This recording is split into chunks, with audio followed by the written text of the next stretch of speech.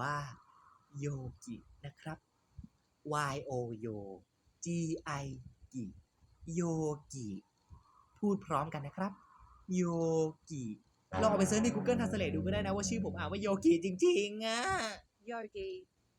ขอโทษด้วยนะที่ชื่อฉันมันอ่านง่ายและจำง่ายกว่านั่นมันก็ Yogi แค่หมาชื่อโหลนั่นแหละ